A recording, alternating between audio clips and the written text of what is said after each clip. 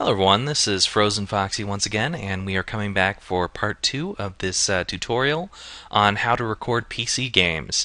So basically I have gone through in the first video with Fraps to record something from the video game, and we've got a couple of test videos here that I've created using Dead Space 2. And basically these are just a couple of 2-second videos. They're really quick, nothing big. When you're actually recording, you're obviously going to have much bigger videos. But for now, this is completely fine for what we need. Anyway, the first thing that you can do is you can either open up VirtualDub here and you can drag a video to it, and that will basically open it up in that VirtualDub instance, or you can right click on it, go to your Open With, and click on VirtualDub. Usually that will be in here after you have installed VirtualDub. I highly recommend that you use the x86 32-bit version of VirtualDub rather than a 64-bit version of VirtualDub. And this applies for both 32-bit and 64-bit operating systems. The reason that I recommend this is because some of the codecs that you can use for compression in VirtualDub are not 64-bit codecs, so you won't be able to see them in the 64-bit version, and you won't be able to use them. The codec that I like to use is a 32-bit codec and will not appear in the 64-bit version. Anyway, once we've got this in here, we have the capability to scroll through the video just like any other editing program, and you can hit the space bar to play it, and we'll hear the sound of the video, we'll hear the talking in the video. I basically just said this is a tutorial or something like that, so we can listen to that real quick. This is a tutorial video. So basically we've just got a bit of the sound from the game, we've got a little bit of the picture. If I basically expand this, then I can see the rest of the picture. However, I like to have it kind of small like this so I can fit it on my screen while also fitting some folders in the background on the screen so that I can easily see what I'm working with, the names of the video files and so forth. Now once you have this in here, you can see that I've only got like a 2-second video. That's not going to cut it. You want to add more to the video so that you're basically encompassing the 10, 15, or longer minute length of video that you're going to be working with. Maybe you're only working with 7 minutes. I don't know. The point is that you want to be able to add more to this video, because if you've only got a 2-minute part and you're just uploading the 2-minute part, that's not going to look very good, because you're probably going to have a couple thousand parts just for a really quick game like Portal. Because 2 minutes is very short. 2 seconds is very short. Anyway, to add to the video itself, you basically will want to use an append. And so you can basically click on File and Append AVI Segment right here. And what that does is it's going to open a window where you can browse to the next part of the video. So you can click on it and basically put it into the video. Now, because you're going to have a ton of different parts and they're all going to be named pretty much the same thing, the thing that you need to look at is the timestamp over here. So I'll basically go over to wherever the folder is, and I will highlight the video that I'm currently going to be adding to the video in VirtualDub, so I can tell that this is the exact title, all that kind of stuff, and I'll look at the last 2 numbers. I've got 5389 here, so I can look over here. I've got 5389 on this one too. So I select that and I click on Open, and suddenly I've got the rest of the video here. And again, I say this is a tutorial. This is a tutorial video. Boom. So we've got 2 parts put together. We now got 4 seconds. This could have been a 4-minute video, all that kind of stuff. And we've got them together. They're all together here. Now the thing I like to do is play the last few seconds here on my video, and then once I append it, I will play the next few seconds and make sure that they sync up together. As you can see, this kind of bounces forward. That's a big clue there that those probably don't match up correctly. The reason that these don't match up correctly is because I just did a couple of 2-second recordings. But in your videos, you want to make sure that these are actually matching up correctly, or you can be missing an entire part. You might accidentally click on a part from earlier and add that to the video. That is not a good thing. You don't want that to happen. If that does happen, people are going to start complaining, hey, why is this part missing? Or, hey, why did it jump back? All that kind of stuff. So be very careful when you are actually appending these together, and double check it. Now, once you have put videos together, you might notice that you have too much time in the video and you need to slice off like the ending, or let's say that you had too much time in a previous video and you need to slice off the beginning. The way that you can do that is actually pretty easy. There's some great hotkeys on your keyboard. You can hit your home key, and that's going to denote the first segment here. So we basically have marked a frame, and you can see that with a little arrow here and a little bit of blue, and then you can go to wherever you want to cut it off and hit your end key, and it's going to denote the last part of the segment. So now we have this light blue here that denotes the segments in between, and once you have that and you know for a fact that that's what you want to delete, you just go ahead and you hit your delete key, and suddenly that has been removed from the video. So now we've got like a 3-second video instead of a 4-second video, since I just deleted a second out of there. Now let's say that you have already deleted the ending segment from another video, but when you go to put that video into VirtualDub, the beginning of it has the segment from the previous video. So basically you find where that segment ends, and instead of putting a home key mark right at the beginning, you can actually just hit end, and it will assume that the first frame of the video is where you would have put the home key. So that actually makes it a little bit easier. Again, hit delete, and that is out of there. Perfect. It's really fast.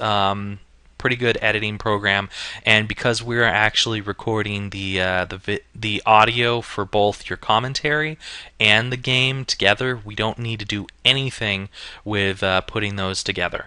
I'm not going to talk about how to get into doing those separately. There are some tutorials out there. I think a lot of people like to use Audacity. Some people like to use the Windows video Windows audio recorder, but I'm not going to get into exactly how you do that, because that would be outside of VirtualDub. You would need to use a different program. Probably you could do it within VirtualDub, but this is not the program that you're going to want to use for it. It's going to be a little bit too difficult to mix audio within VirtualDub. So basically we've got our full video here. Now we need to choose a compression codec. To do that, you can go to video here, and you can slide down to compression. Also, it does have Control P as a hotkey, and I often like to use Control P because that opens it up a lot faster for me. And I can just basically blaze through this quickly just using the hotkeys. So now, once we have opened this up, the thing that we're going to want to use is a codec called X264 VFW. It's an H264 MPEG-4 AVC codec. You may not have this already, so you can go ahead and Google for this X264 VFW, and you'll be able to find the codec on its own, or you can download a codec pack that I enjoy using called K-Lite Mega Codec Pack. And once you get to the site, you'll have something that says Light, Full, Standard, and Mega. The one that I like to choose is Mega, and then when I'm installing it, I use the drop-down box and click on lots of stuff. I just like that because it gives you a whole bunch of tools, video players, all this kind of stuff, and I just like having all the tools. Sometimes I want to use a different codec, sometimes I don't, blah blah blah, all that kind of stuff, and having all that from the Mega Codec pack is a good thing, in my opinion. So anyways, we're going to click on this to select it.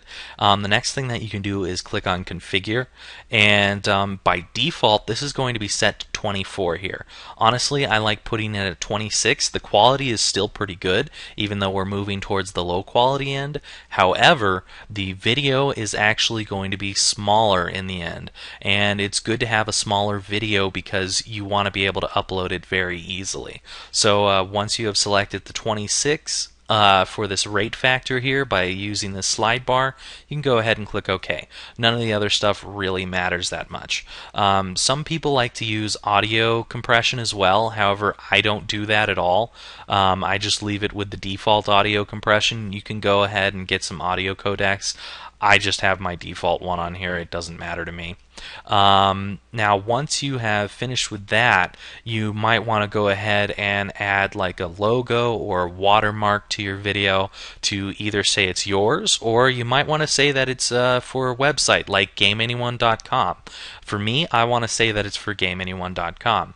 So you can find that under video and filters. The filter will have tons of different effects, but the one we're looking for is called logo. I usually like to use the hotkeys, as I said earlier, so Control F again, and that's going to open up our filters window right here. Now you can either click on Add here, or you can do an Alt A, and that will open up the filters here. Next, what you're going to want to do is hit L twice, and that's going to bring you down to logo. There's a whole bunch of other stuff that you can look through. I'm not going to go into any of that, but we are going to go into the logos. So now we basically have this logo image. We've got an alpha image down here, which is currently grayed out. We've got justification, which is going to show us exactly where we're going to be placing stuff. So the first thing that you want to make sure you do is enable all three of these checkboxes. That is extremely important because that will actually make the background of your image become invisible.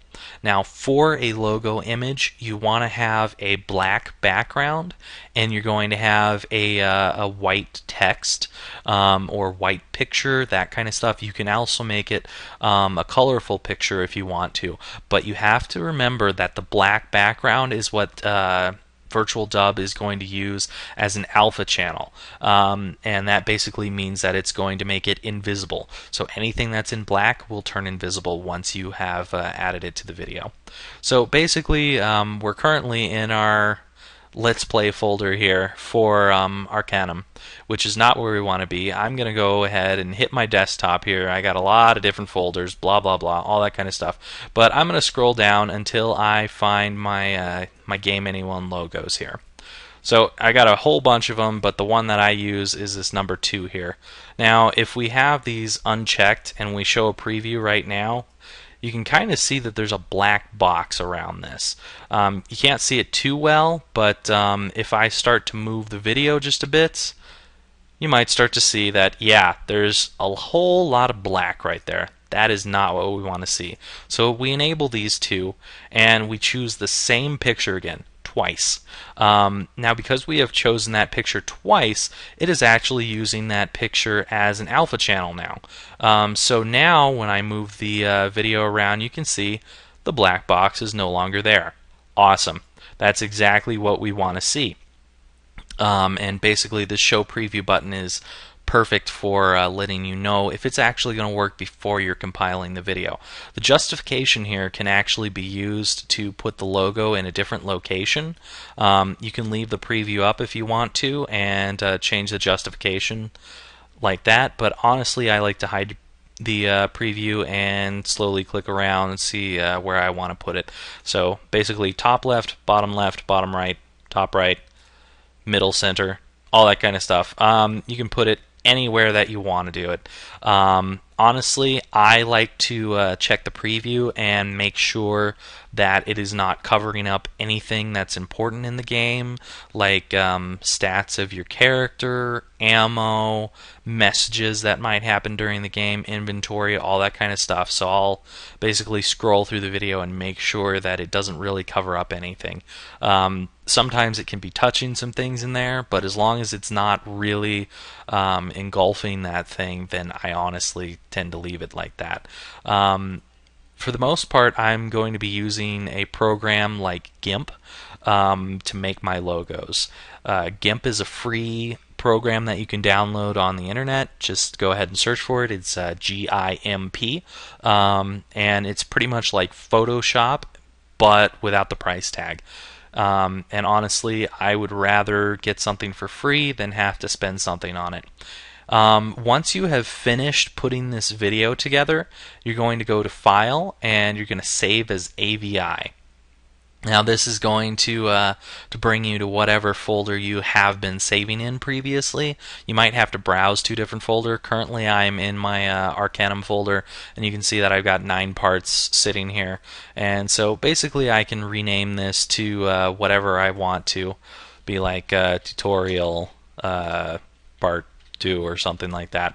Anyway, now you just go ahead and click on save and you'll see this window pop up. Usually I like to unclick these so that it goes a little bit faster. However, this is a really short video, so it's going to be done super fast. And now we can go into here and we can check out our LP, which is only 1.25 megabytes. However, for my other videos, like I've got a 13-minute video, which is only 245 megabytes. So as you can see, it's a pretty low amount of megabytes for Arcanum here. However, for other Let's Plays, like if I head over to not Dead Space, let's go ahead and look at Dead Space 2. So we can check out one of these videos, and I've got a 23-minute video going at 668 megabytes. Still pretty small for 23 minutes. It's a very good quality. It's fairly small, so it makes it easy to upload, and I've got it in the 1280 by 720 resolution so that we can get it in HD when I'm uploading it. Pretty good. And honestly, I would definitely recommend this method if you're going to be uploading to YouTube. This is only for PC games. This is not going to be for console games. For that, I often have to use a completely different program, and I might get into that later, do a tutorial on that. But for now, that is the end of this tutorial. I hope you have learned something from this, and that you can basically start to make your own videos. Bye for now, everyone.